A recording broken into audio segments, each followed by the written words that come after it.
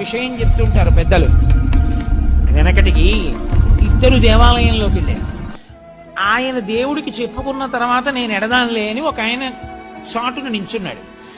ఎవ్వరూ లేరు కదా అని ఈయన ఈశ్వరుడి దగ్గరికి వెళ్ళి గట్టిగా చెప్పాడు, ఈశ్వర కృతజ్ఞుడు, ఎంత ఉపకారం చేశావయ్యా, బహుగయ్యాళి భార్యనిచ్చావు, దానివల్ల చక్కగా వైరాగ్యం వచ్చింది, ఏమీ సంసారం అనేటటువంటి విరక్తి కలిగింది. ఈశ్వర నాకు అనుకూలమైన భార్యనిస్తే సంసారమునందు మగ్నుడనై ఉండేవాడిని. కానీ నేను అలా ఎక్కడ మగ్నుడనైపోతానో, ఎక్కడ నీకు దూరం అయిపోతానో అని నాకు గయ్యాళి భార్యనిచ్చావా, నేను నీకు సర్వదా కృతజ్ఞుడను అని ఆయన మెట్టు దిగి వెడుతున్నాడు. అవతల స్తంభం చాటి నుంచి ఇంకో ఆయన వచ్చాడు. ఈయనేదో వస్తున్నాడని ఆయన అక్కడ ఆగాడు.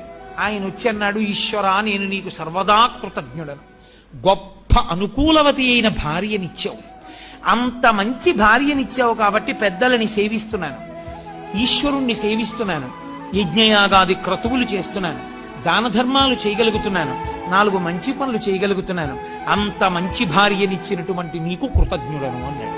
ఇప్పుడు ఈశ్వరుని యొక్క అనుగ్రహాన్ని పొందడానికి మేము అర్హులము అని చెప్పి కృతజ్ఞతను ఆవిష్కరించడానికి 2 భిన్నమైన కారణములు కూడా వారికి యోగ్యములయ్యాయి.